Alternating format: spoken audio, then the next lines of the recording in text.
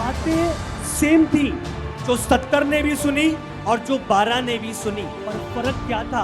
उन बातों के पीछे के उद्देश्य को समझने में।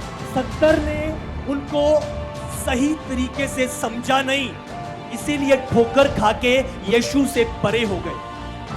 पर 12 ने यीशु की वही बातों को सुना और उसकी असल बातों को पहचाना कि ये बातें हमारी नाश की नहीं, ये बातें हमारे जीवन की हैं। यीशु ने 12 से अलग बातें नहीं बोली थी, यीशु ने 70 से अलग बातें नहीं बोली थी, वो बातें सेम थी।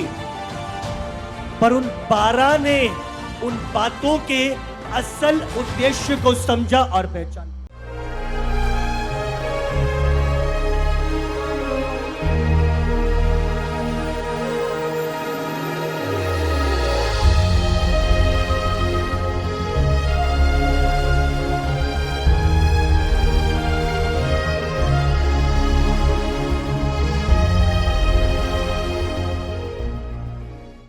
ऐसी चीजें हैं जो हमें ध्यान रखना है, स्मरण रखना है, जिनको हमें 2024 में छोड़ के जाना है। 25 में एंटर नहीं करना उनके साथ।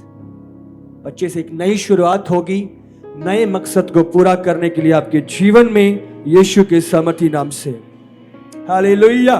फिलिपियों 1 उसका 9 और 10। मैं यह प्रार्थना करता हूं कि तुम्हारा प्रेम, ज्ञान और सब प्रकार के विवेक सहित और भी बढ़ता जाए, और यहाँ तक कि तुम उत्तम से उत्तम बातों को प्रिय जानो और मसीह के दिन तक सच्चे बने रहो और ठोकर ना खाओ। हमारा प्रेम, ज्ञान और सब प्रकार के विवेक सहित प्रभु की बातों को जानना और समझना बहुत महत्वपूर्ण है।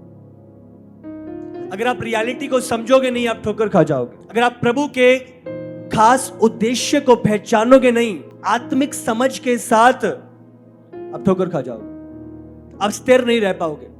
तो पौलुस क्या प्रार्थना कर रहा है कि मैं प्रार्थना करता हूं तुम सब ज्ञान को जानो, विवेक सहित। आप समझ रहे हो? डिसर्नमेंट, परख तुम्हारे अंदर एंटर करे। तुम सही को सही पहचानो और गलत को गलत पहचानो, सच को सच पहचानो और झूठ को झूठ पहचानो। हालेलुया। तुम्हें झूठ सच ना दिखाई दे और ना ही सच झूठ दिखाई दे। और उस इधर प्रार्थना कर रहा है तुम सब प्रकार के आत्मिक ज्ञान को जानो, यहां तक कि तुम उत्तम से उत्तम बातों को प्रिय जानो। हो सकता है वो दिखाई ना दे रही हो सकता है वो सुनाई ना दे रही हो, पर प्रभु कह रहा है उन्हें प्रिय जानो। हो सकता है मेरे इमोशंस को सही ना लग रही हो सकता है मेरे मन को अच्छी ना लग रही हो सकता है मुझे चुभ रही हो, पर बाइबल कहती है उन्हें अच्छा जानो। बाइबल में लिखा है 70 लोग यीशु को छोड़ के चले गए। क्यों चले गए आपको पता है? यीशु तेरी बातें बहुत कठोर हैं, तेरी बातें अच्छी नहीं लगती मन को। यीशु की बातों से 70 चेले ठोकर खा गए थे, क्योंकि उन्होंने सारे आत्मिक ज्ञान सहित परमेश्वर की बातों के पीछे का सही उद्देश्य नहीं पहचाना। बातों के पीछे का उद्देश्य पहचानना बहुत महत्वपूर्ण है। बाइबल में लिखा है शब्द मारते हैं। अगर आप उन शब्दों के असल मतलब को नहीं समझोगे और पहचानोगे।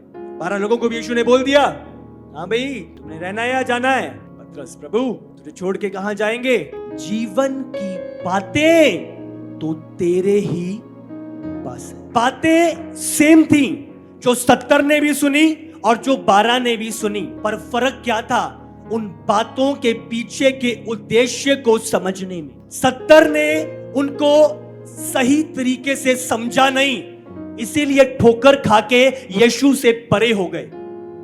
पर 12 ने यीशु की वही बातों को सुना और उसकी असल बातों को पहचाना कि ये बातें हमारी नाश की नहीं, ये बातें हमारे जीवन की हैं।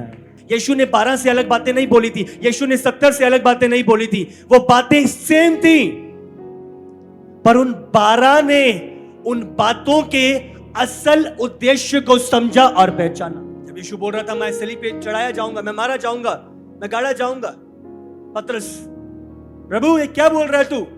बाइबल में क्या? वो डांटने लगा उसे, मैं तुझे जाने नहीं दूंगा, मैं देखता हूं कौन तुझे सलीब पे चढ़ाएगा, मैं किसी को हाथ लगाने नहीं दूंगा तुझे। मेरी चिंता कर रहा है, मेरे बारे में सोच रहा है, मेरे बारे में विचार कर रहा है, किसी ने नहीं बोला, ये सोच रहा है। वो खुश हुआ क्या? यीशु मसीह इमोशंस में नहीं चलता था, यीशु मसीह परमेश्वर के उद्देश्य में चलता था। जब यीशु को पूछा गया यीशु खाना ले ले, उसने कहा मेरा भोजन है परमेश्वर की इच्छा को पूरी करना।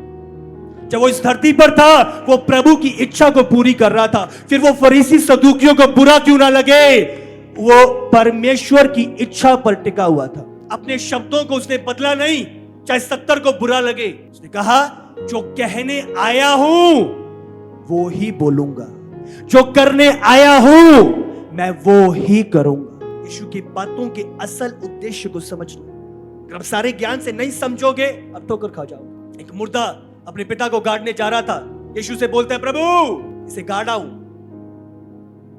प्रभु ने कहा मेरे पीछे हो ले, मुर्दों को मुर्दे गाड़ने। समझ रहे हो, सुनने में बहुत कठोर लगता है। गाड़ने जा रहा हूं और तू बोल रहा छोड़ दे और तू मेरे पीछे। क्या समझ नहीं आ रहा प्रभु? कठोर बातें यीशु बोल रहा। यीशु को क्या मेरी इमोशंस की कदर नहीं है? यीशु को क्या मेरी फीलिंग समझ नहीं आती? यीशु मसीह को क्या मेरा प्रेम समझ नहीं आता? मैं अपने पिता से कितना प्यार करता हूं। अगर आप सिर्फ यीशु के शब्दों पर जाओगे और यीशु के शब्दों के पीछे के असल उद्देश्य को नहीं समझोगे, आप ठोकर खाओगे।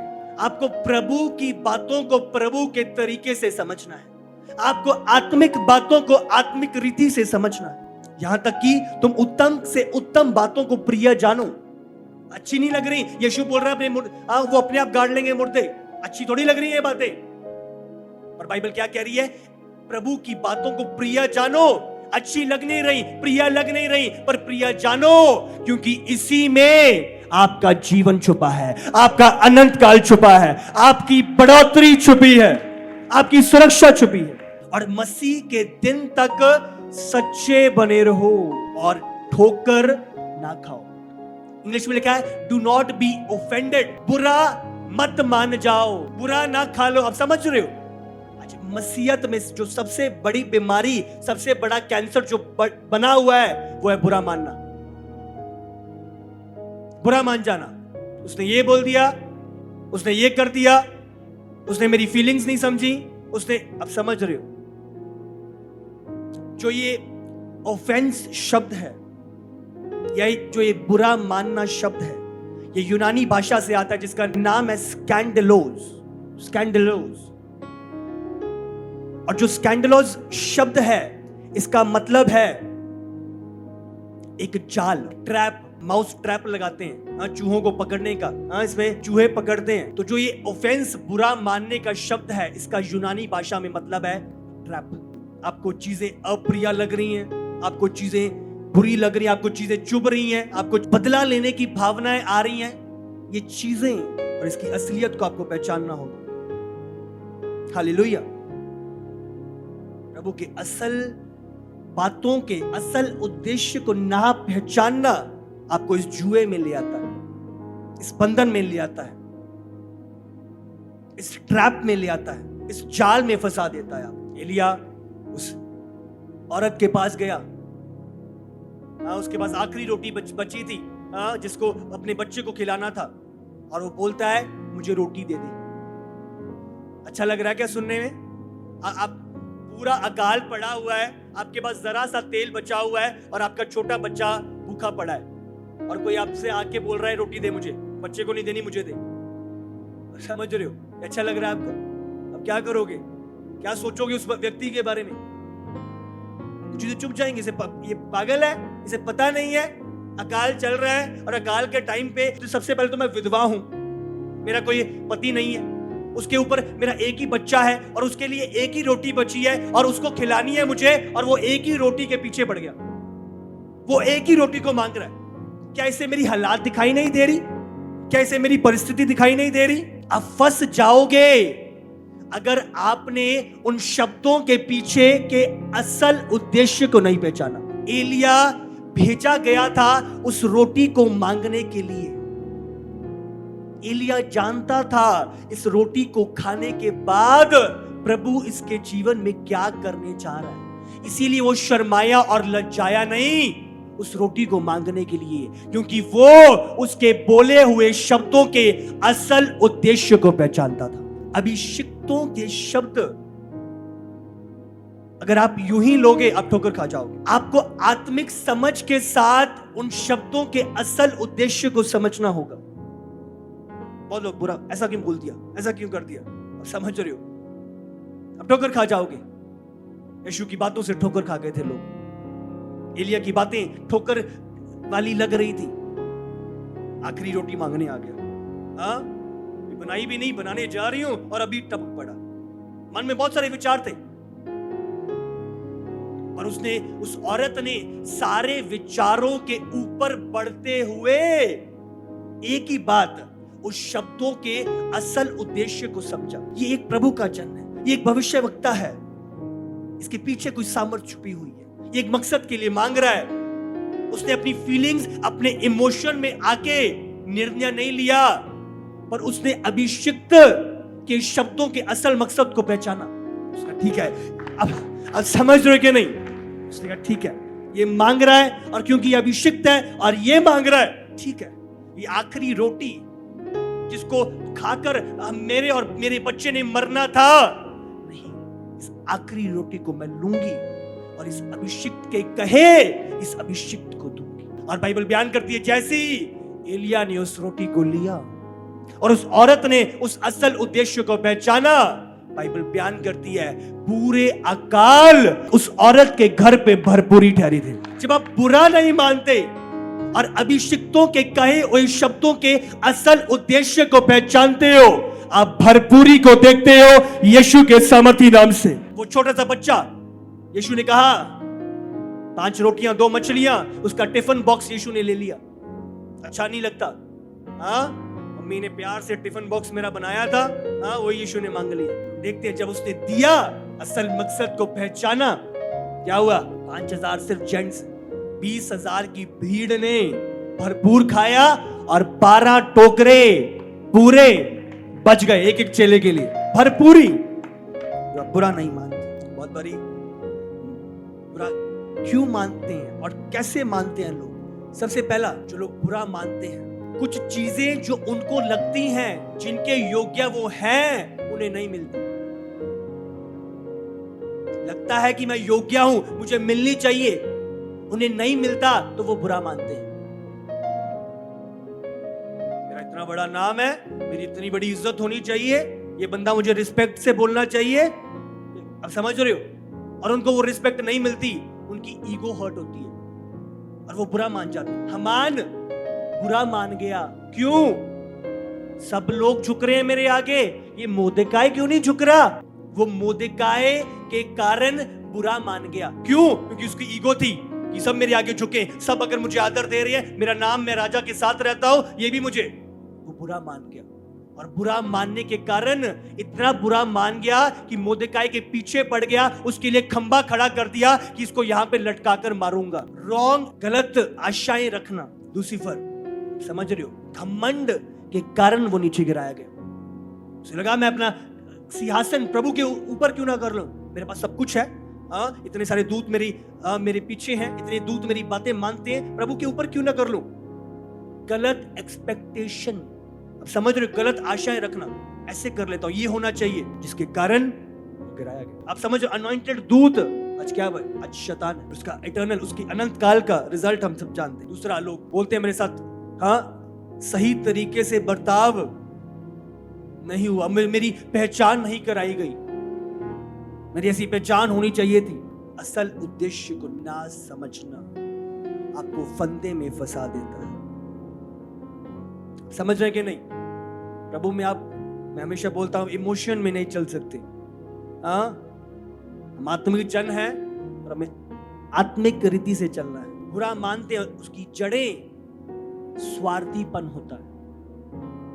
बुरा मानने की जड़ क्या है? स्वार्थीपन। अपनी इमेज, मेरी ईगो, मेरी चीजें, मेरा ये, मेरा वो, अपनी और ध्यान लगाए रखना। मैं ये हूं, मैं हाई क्लास का बंदा हूं, मैं ये थोड़ी करूंगा, मैं ये थोड़ी कर सकता हूं, मेरी क्वालिफिकेशन ये है, ये काम मेरा थोड़ी है। क्या कोई अपने आप को जितना समझना चाहिए उससे अधिक समझे, वो श्रापित है। रची हुई चीजें और आपको ना मिले तो बुरा लगता है। बहुत लोग चीजें शरीर में अचीव करने का प्रयास करते हैं, इधर इधर इधर इधर, समझ रहे हो, चीजों के पीछे भागकर, और वो भागते रहते हैं, उन्हें मिलता नहीं। आपको अपने ऊपर काम करना है। आप दूसरों से एक्सपेक्ट नहीं कर सकते कि वो आपके लिए ये करे, आपके लिए ये करे, आपके लिए ये करे, समझ रहे हो। अपने ऊपर काम करना है। जब एक आम का पेड़ बढ़ रहा है तो आम अपने आप आएंगे। आपको दूसरों से आम मांगने की जरूरत नहीं है। फलदार वृक्ष बनो, अपने आप आम लगेंगे आप पर, यीशु के नाम से अपने आप लगेंगे, अपने आप आएंगे। आपको व्यर्थ कोशिशें करने की जरूरत नहीं है, अपने आप चीजें आएंगी। उसके धर्म और राज्य की खोज करो, बाकी की सारी वस्तुएं तुम्हें पीछे पड़ के मिलेंगी। आप चुंबक बन जाते हो। जितना काम आप दूसरों को बदलने पर लगा देते हो, अपने को बदलने का प्रयास करो। चीजें अपने आप बदलते ही हो दिखेंगी यीशु के सामर्थी नाम से। लूका 17 उसका 1। फिर उसने अपने चेलों से कहा, हो नहीं सकता कि ठोकरें ना लगें, परंतु हाय। चीजें आएंगी, ऐसे लोग आएंगे, ऐसी परिस्थितियां पैदा होंगी, ऐसी चीजें आएंगी, आप समझ रहे हो। पर आपका निर्णय, आपका डिसीजन मायने करता है। चीजें आ रही हैं, लोग ऐसी हर चीजें कर रहे हैं, आप समझ रहे हो, पर आपका निर्णय। हालेलुया। मैं इन चीजों का प्रभाव अपने ऊपर डालने नहीं दूंगा। बाइबल में लिखा है, जब एलिया ने ऊपर उठाया जाना था और एलीशा उसके पीछे पीछे आ रहा था, तो एक समय आया, एलिया ने एक जगह पे जाके उसे रोक दिया, बस यहाँ पे आ जा, बस मैं जा रहा हूँ आगे, समझ रही हो। पूरा टाइम उसके साथ रहा, उसकी सारी मदद करी, सब कुछ किया, और जब जाने का टाइम आया, अभिषेक पाने का टाइम हुआ, एलिया बोल रहा है इधर ही रुक जा। चीजें चुभती हैं। हाँ, अब असल टाइम पे तुम मुझे भगा रहा है, तुम मुझे दूर कर रहा है, तुम अपने साथ नहीं रख रहा, सारा काम कुम करवाया मुझसे, अब तू मुझे निकाल दे रहा है। और उसने क्या किया, उसने वो बुरा नहीं मान गया, ठीक है चल मैं भी नहीं सुननी तेरी। अब समझ रहे हो, वो बुरा मान के जा भी सकता था, पर नुकसान किसका होना था, उस खुद का। पर उसने अपनी फीलिंग्स के ऊपर जय पाते हुए एलिया के शब्दों के असल उद्देश्य को पहचाना कि मैं इन शब्दों से बुरा नहीं मानूंगा, इन शब्दों के पीछे एक बड़ा उद्देश्य है। एलिया चाहता है कि जो चीजें मैं पाने पर हूं, मेरे अंदर और भूख और प्यास आए। मैं सिर्फ यूं ही नहीं पाऊं, मैं उनको भूख और प्यास के साथ, उत्तेजना के साथ, उमंग के साथ, उसके पीछे पीछे चलते हुए उस खराई के साथ पाऊं, परसिवियरेंस के साथ पाऊं, बने रहने के द्वारा पाऊं। समय वो देख रहा था, इसको रोकता हूं, कितना भूखा और प्यासा है, कितनी चीजें चाहिए, संभाल पाएगा कि नहीं। वो बना रहा, मैं बुरा नहीं मानूंगा एलिया, तेरे साथ ही रहूंगा। तू थप्पड़ मार, तू मुझे धक्के मार, तू मुझे जो मर्जी कर, तेरे साथ ही रहूंगा। समझिए, घमंड एक व्यक्ति को गिराता है और वहीं पे नम्रता एक व्यक्ति को ऊंचाइयों पर लेकर जाती है। ये एक बार नहीं हुआ, वो दूसरी जगह पे गया। अभी चल रुक जा, इधर ही हो गया, बहुत हो गया तेरा, समझ रहे हो। और एलिया कोई सॉफ्ट स्पोकन पर्सन नहीं था, आराम से बात करने वाला बंदा नहीं था एलिया। अब बाल के जो भविष्यवक्ता थे उनके सामने एलिया क्या क्या बोल रहा था, अब समझ रहे हो। एलिया का आत्मा वही यूहन्ना बपतिस्मा दाता में था, और वो क्या बोल रहा था, सांप के बच्चों, किसने बोला तुम्हें मन फिराओ। समझ रहे हो, ये कोई प्यार भरे लुहा, अब समझ रहे हो, अच्छे शब्द सुनाई नहीं दे रहे, पर एलिया ऐसे ही बोलता था। हाँ, यूहन्ना बपतिस्मा दाता ऐसे ही बोलता था। और उस टाइम पे भी एलीशा को पता नहीं क्या क्या बोला होएगा। अब हमें सिर्फ इतना लिखा है कि मना किया, बट उसकी टोन और सारी चीजें, अगर दूसरा बंदा हो भाग जाना था। समझ रहे हो, एलिया के साथ रहना इजी नहीं था। आपको असल बात बता दूं, एलिया के साथ रहना, अभिषिक्तों के साथ चलना बहुत बड़ी आसान नहीं होता। उसने क्या किया, नम्र और दीन, नहीं एलिया नहीं, जब तक प्रभु जीवित है, जब तक मैं जीवित हूं, मैं तेरे साथ बना रहा हूं। तीसरी बार फिर से, रुक जा, ठहर जा इधर ही, और आगे आने की जरूरत नहीं है तुझे, किसने बोला आगे आने के लिए। समझ रहे हो, वो तो धक्का भी मार के पीछे किया हो उसे, फिर भी नम्र और थी, नहीं एलिया पीछे पीछे पीछे पीछे। थोड़ा डिस्टेंस पे चल रहा हो, 4-5 फीट के डिस्टेंस पे, हाँ कहीं पीछे से ना पड़े कुछ। आप समझ रहे हो? पर वो फिर भी पीछा करता जा रहा था। उसने बुरा नहीं माना। 2 बारी बोल दिया, 3 बारी बोल दिया और चौथी बार फिर से। बुरा मानने की परिस्थितियों पर जयवंत होते हुए एलीशा ने एलिया को नहीं छोड़ा। और क्योंकि छोड़ा नहीं, क्योंकि बुरा नहीं माना, परमेश्वर ने एलिया का दुगना एलीशा पर उतार दिया। जब आप बुरा नहीं मानते, आप अभिषेक के दुगने को पाते यीशु के सामर्थी नाम से। उसने एलिया के शब्दों के असल उद्देश्य को पहचाना। गलातियों 6 उसका 1 से 3। हे भाइयों, यदि कोई मनुष्य किसी अपराध में पकड़ा भी जाए तो तुम जो आत्मिक हो नम्रता के साथ ऐसे को संभालो और अपनी भी चौकसी रखो कि तुम भी परीक्षा में ना पड़ो। एक दूसरे का भार उठाओ और इस प्रकार मसीह की व्यवस्था को पूरी करो, क्योंकि यदि कोई कुछ ना होने पर भी अपने आप को कुछ समझता है तो अपने आप को धोखा देता है। एक्सपेक्ट करना, ये होना चाहिए, उसको ऐसे बोलना चाहिए था, उसको ऐसे करना चाहिए था। अपने आप को समझना कि मेरी पोजीशन ये है, मेरा नाम ये है, मेरा स्टेटस ये है, मेरे पास इतना पैसा। अपने आप को समझना, मैं इतना बड़ा वर्शिप लीडर हूं, मैं इतना बड़ा प्रचारक हूं, आप समझ रहे हो, मेरा इतना बड़ा पद है। कुछ है नहीं है बंदा, फिर भी अपने आप को कुछ समझ रहा है। अपने आप को कुछ समझता है तो अपने आप को धोखा देता है।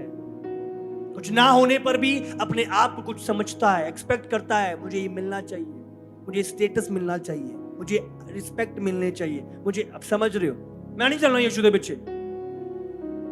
समझ रहे हो, यीशु के पीछे ना चल के किसका नुकसान होएगा?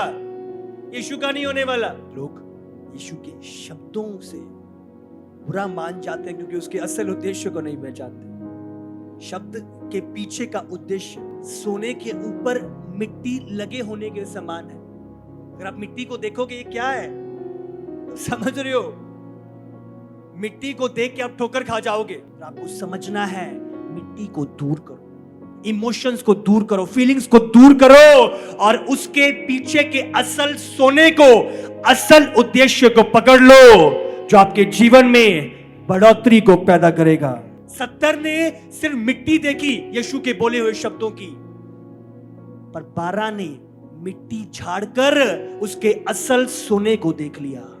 अब फर्क यहां पे है, आप मिट्टी देख रहे हो या मिट्टी के पीछे उस असल सोने को देख पा रहे हो? मिट्टी धोखा दे देगी, और अगर आत्मिक आंखें खुली और आप उसके ज्ञान में भरपूर हो, आप उस सोने को पहचान जाओ, उसके पीछे असल सोने को पहचान जाओ। एक सुनार जानता है, समझ रहे हो, असल सोने को सुनार जानता है। मत्ती 11 उसका 1 से 6। जब यीशु अपने 12 चेलों को आज्ञा दे चुका तो वह उनके नगरों में उपदेश और प्रचार करने को वहां से चला गया। यूहन्ना ने बंदी गृह में मसीह के कामों का सुसमाचार सुना और अपने चेलों को उससे यह पूछने भेजा, क्या आने वाला तू ही है या हम किसी दूसरे की बाट जोहें? यीशु ने उत्तर दिया, जो कुछ तुम सुनते हो और देखते हो वह सब जाकर यूहन्ना से कह दो कि अंधे देखते हैं, लंगड़े चलते फिरते हैं, कोढ़ी शुद्ध किए जाते हैं और बहरे सुनते हैं, मुर्दे जिलाए जाते हैं और कंगालों को सुसमाचार सुनाया जाता है। और धन्य है वह जो मेरे कारण ठोकर ना खाए। धन्य है वो जो मेरे कारण ठोकर ना खाए, मेरे बोले हुए शब्दों के कारण ठोकर ना खाए, मेरे व्यवहार के कारण ठोकर ना खाए। धन्य है वो औरत बेचारी टेबल के नीचे बैठी, यीशु मुझ पर दया कर, मुझे भी दे दे, मुझे भी चंगा कर दे, मुझे भी छुटकारा दे दे। उसने क्या कहा उसे? क्या लड़कों की रोटी कुत्तों को दे दूं मैं? हाँ, यीशु आपको कुत्ता बोले, आपको कैसा लगेगा? हाँ, आप समझ रहे हो? यीशु ने मुझे कुत्ता बोल दिया, यीशु को पता नहीं है, मेरी बेइज्जती कर दी, ये बोल दिया। समझ रहे हो? उस औरत ने यीशु के शब्दों को सुनकर वो बुरा नहीं मान गई, पर उन शब्दों के पीछे के असल उद्देश्य को पहचान लिया और यीशु के आगे विनती करी, प्रभु कुत्ते भी तो मेज से निकला चूर चार खा लेते हैं। मैं वो चूर चार ही खा लूंगी, पर मुझे दे दे प्रभु। मैं जाऊंगी नहीं प्रभु, मैं बुरा मान के यहां से भागूंगी नहीं, मैं तेरे चरणों में अंत तक बैठी रहूंगी। चाहे तू मुझे कुत्ता ही क्यों ना बोले प्रभु, कुत्ता बनके भी तेरे साथ ही अंत तक बनी रहूंगी। प्रभु हैरान था, ऐसा विश्वास प्रभु ठहर नहीं पाया। जो तूने मांगा है तुझे मिलेगा, क्योंकि तूने बुरा नहीं माना, इसीलिए जो तूने मांगा है तुझे मिलेगा। जब आप बुरा नहीं मानते तो जो आप मांगते हो परमेश्वर से, प्रभु स्वर्ग खोलता है, झरोखे खुलते हैं और अपरंपार वर्षा आपके जीवनों में उंडेली जाती है ना। जब यीशु यरदन नदी के पास, क्या कहा था यूहन्ना ने? प्रभु का मेमना जो आने वाला था आप पहुंचा है। अब समझ रहे हो, मैं उसके फीते लगाने के भी योग्य नहीं हूं। मैं तो पानी से देता हूं, वो आग से देगा। वो मेमना जिसकी वेट थी वो आप पहुंचा। अब समझ रहे हो, यूहन्ना ने उसे पहचान लिया था। यूहन्ना बपतिस्मा दाता जान गया था कि ये ही है। उसने देखा था जब बपतिस्मा हुआ तो कबूतर के नाई पाखरू उस पर उतरा और स्वर्ग से एक वाणी हुई, ये मेरा प्रिय पुत्र है जिससे मैं अति प्रसन्न हूं। यूहन्ना ने सुना, देखा था, पर बाइबल बयान करती है उसने अपने, जब वो जेल में था वो हैरान था। यीशु, मैं जेल में हूं, मैंने इंट्रोड्यूस कराया यीशु को, मैंने बताया सबको, मैं तैयारी करवा रहा था, मैं यीशु के आगे आगे चल रहा था।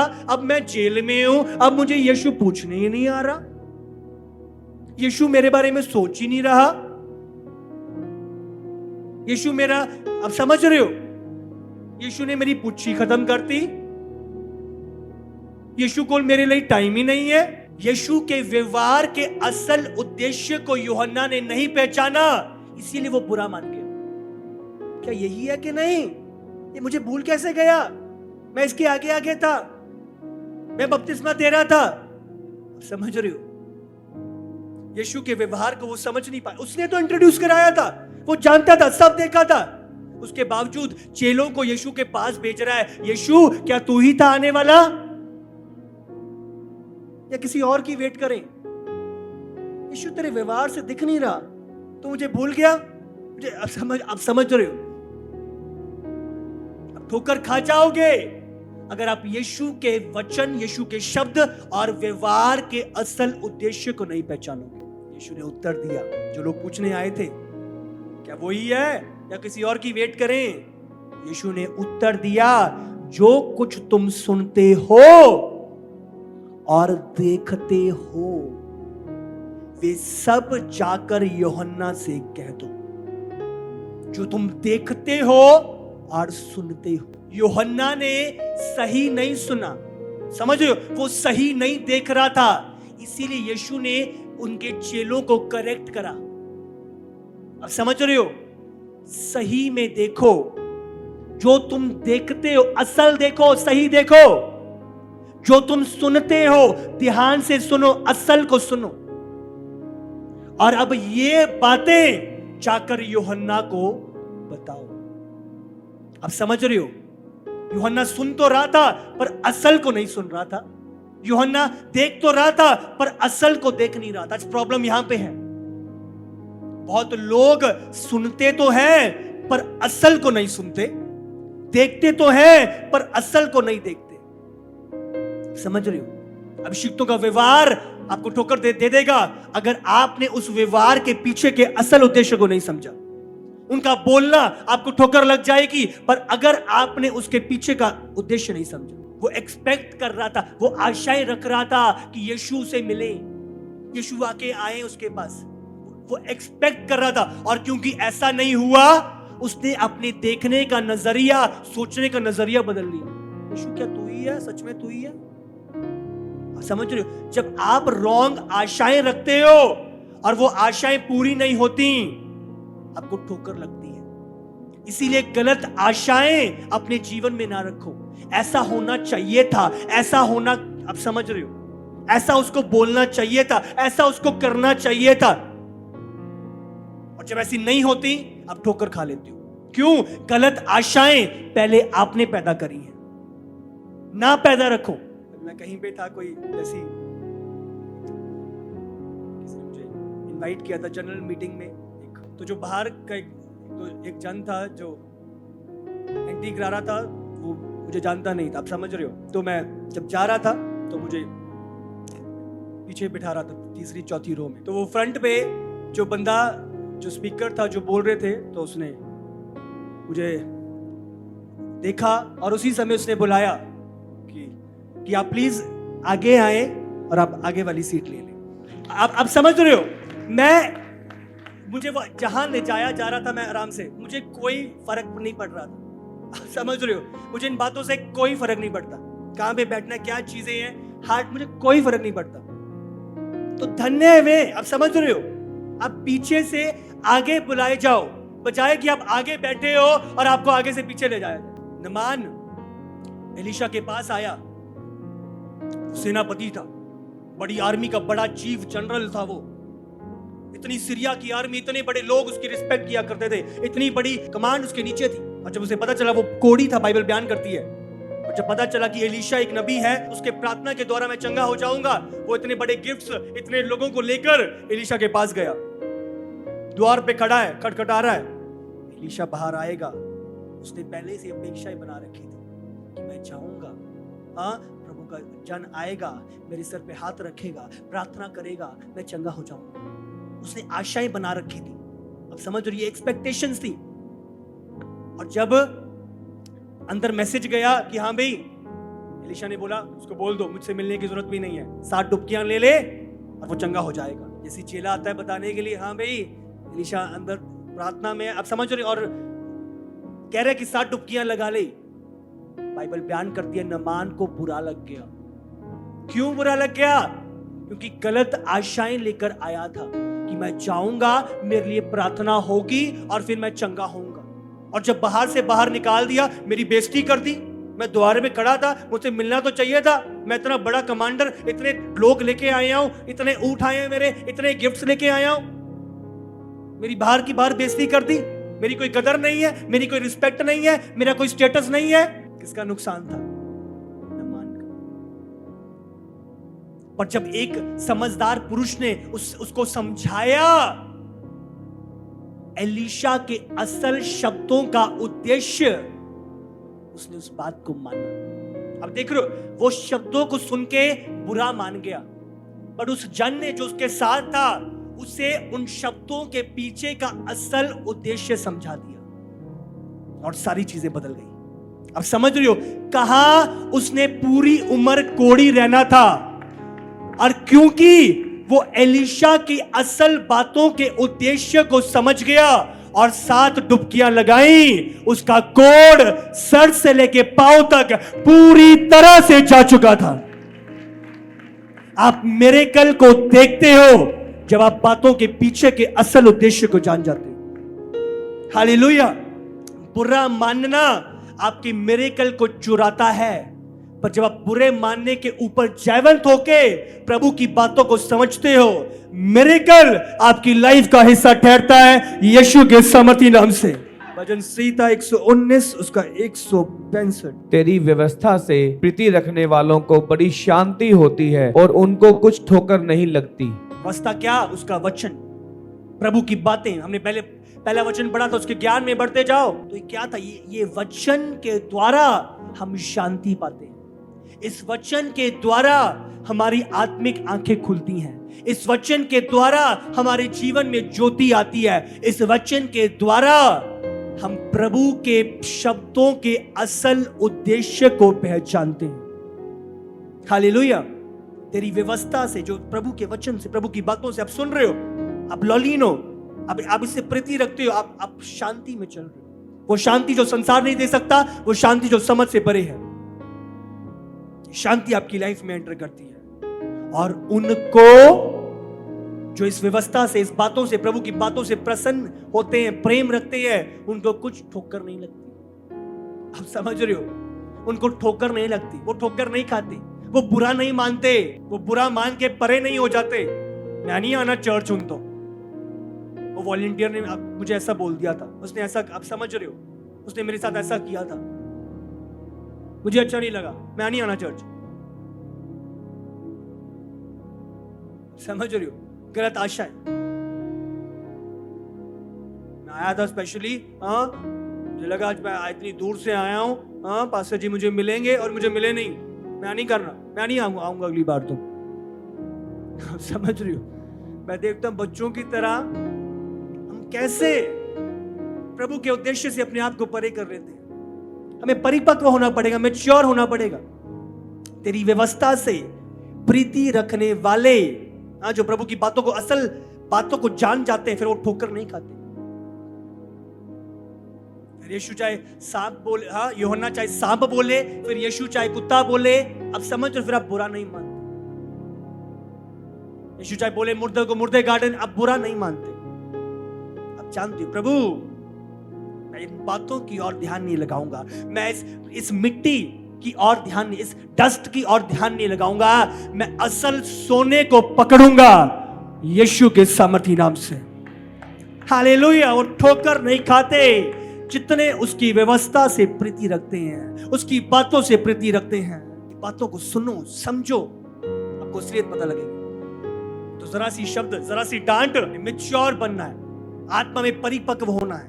पौलुस कहता है मैं तुम्हें बड़ा रोटी भोजन भारी खिलाने पर था, पर अभी भी दूध पिलाना पड़ रहा है। क्यों? मैच्योर नहीं हुए, बातों को पकड़ लेते हैं। बातों के पीछे असल उद्देश्य को समझो, जल्दी से रिएक्ट मत करो, समझो, जानो, पहचानो। मत्ती 5 उसका 23 और 24। इसलिए यदि तू अपनी भेंट वेदी पर लाए और वहां तू स्मरण करे कि तेरे भाई के मन में तेरे लिए कुछ विरोध है, तो अपनी भेंट वहीं वेदी के सामने छोड़ दे और जाकर पहले अपने भाई से मेल मिलाप कर और तब आकर अपनी भेंट चढ़ा। तू भेंट कर रहा है, तू प्रार्थना कर रहा है, वचन पढ़ रहा है, उपवास कर रहा है, और तेरे मन में किसी के प्रति कुछ छुपा हुआ है, विरोध की बातें हैं, बलवा की बातें हैं, क्रोध की बातें हैं, इन्हें निकाल के पहले सुला कर और फिर ये विनती और प्रार्थना और ये भेंट मेरे सम्मुख लेके आ। हालेलुया। वो स्वीकार नहीं होता जो किसी खिलाफत में होता, जो क्रोध, ये जलन, ईर्ष्या, कड़वाहट, जो ये चीजें अंदर बसी पड़ी हैं, ये 2025 में आपके साथ नहीं जाएंगी यीशु के सामर्थी नाम से। आप 2025 में बढ़ोतरी को पाओगे यीशु के सामर्थी नाम से। सब उपदेशक 7 उसका 21 और 22। जितनी बातें कही जाएं सब पर कान ना लगाना, ऐसा ना हो कि तू सुने कि तेरा दास तुझी को शाप देता है, क्योंकि तू आप जानता है कि तूने भी बहुत बार दूसरों को शाप दिया है।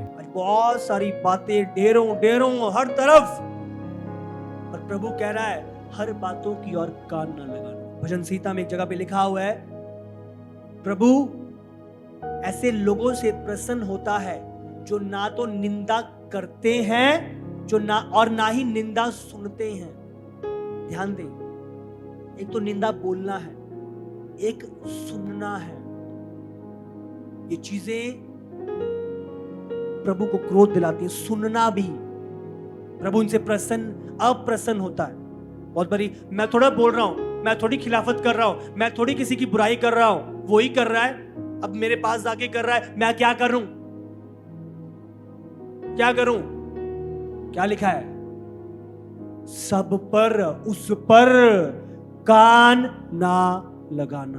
अब कान तो आपके हैं ना, पड़ोसी को तो नहीं है। पड़ोसी ने तो नहीं सिस्टम फिट कर रखा कि अब सुनना है, अब नहीं सुनना, वॉल्यूम कम कर दी, ज्यादा कर दी। उनको क्या सुनाना है आप खुद देखो, दूसरे ना बताएं इन कानों को क्या सुनना है। आप इन पर रोक लगाओ, इनको बताओ कान तुमने सुनना क्या है क्या नहीं। कोई चीज ठीक नहीं लग रही, उससे परे हट जाओ। अब उसे बताओ प्लीज मुझसे ये ऐसी बातें नहीं करनी। 2 बार आप डांटोगे, तीसरी बार आपके पास आएगा नहीं वो। प्रॉब्लम ही यहां पे है, कान खुद लगाने वाले हैं। आप समझ रहे हो, कान खुद ले जाने वाले हैं। कानों को खुद ले जाते हैं ऐसे लोगों के पास। अच्छा लगता है किसी की खिलाफत सुनना, चुगलियां सुनना। याकूब 1 उसका 19। हे मेरे प्रिय भाइयों, यह बात तुम जान लो, हर एक मनुष्य सुनने के लिए तत्पर और बोलने में धीर और क्रोध में धीमा हो। यीशु की सिर्फ बातों को आप समझ रहे हो, अब आप बुरा नहीं मान सकते, आपको अलर्ट रहना है। ये बात बोली गई है, क्यों बोली गई है, क्या मकसद है इसके पीछे, आपको समझना और पहचानना है। आपको तत्पर रहना, रेडी रहना है। अलर्ट रहना है। क्या चीजें मेरी डेस्टिनी के खिलाफ है, मेरी मंजिल के खिलाफ है, परे रहो।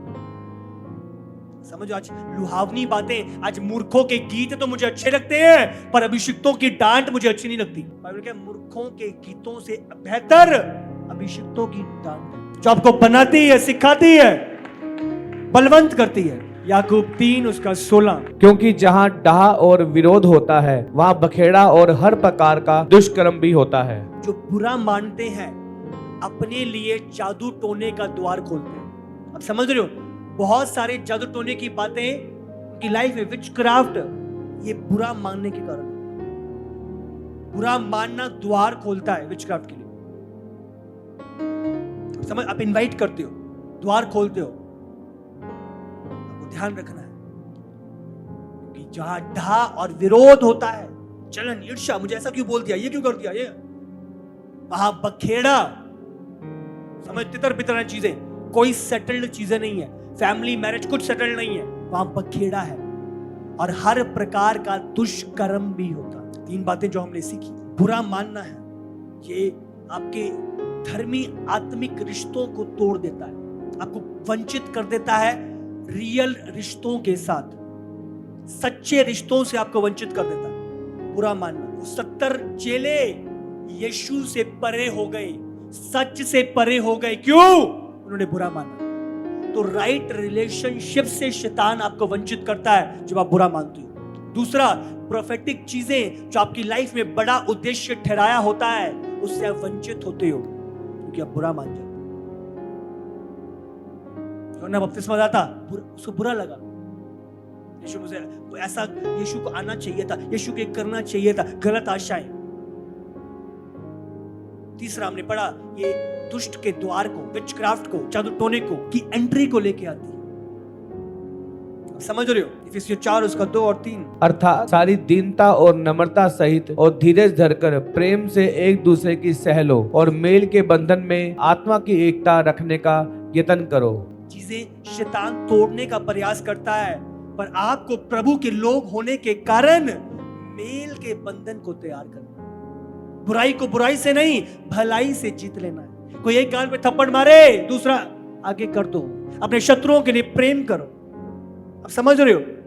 और आत्मा की एकता रखने का यत्न करो। आसान नहीं होता, फीलिंग्स हर्ट हो रही है, ये क्या है मेरे सामने और ऐसा व्यवहार कर रहा है। अब दीन होते हो, अब नम्र होते हो, अब चुनाव करते हो प्रभु के प्रेम को प्रथम स्थान देने का। मैं मेल के बंधन में आत्मा की एकता रखने का यत्न करूंगा, चाहे मुझे हानि क्यों ना उठानी पड़े, पर मैं प्रभु के कलाम को पूरा करूंगा।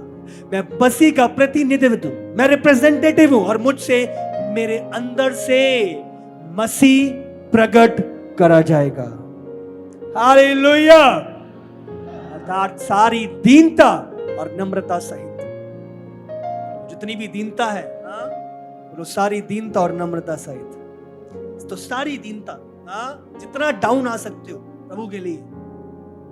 समझ रहे हो? आपका स्टेटस यहां का है, पर प्रभु के लिए ठीक है, प्रभु के लिए जितनी भी नम्रता है, दीनता है, सबको ले लो। मन तो कर रहा है सब, क्या समझो, पर फिर भी वचन को स्मरण करते हो नहीं। सारी दीनता और नम्रता से, धीरज धरकर प्रेम से एक दूसरे की मैं सहूंगा।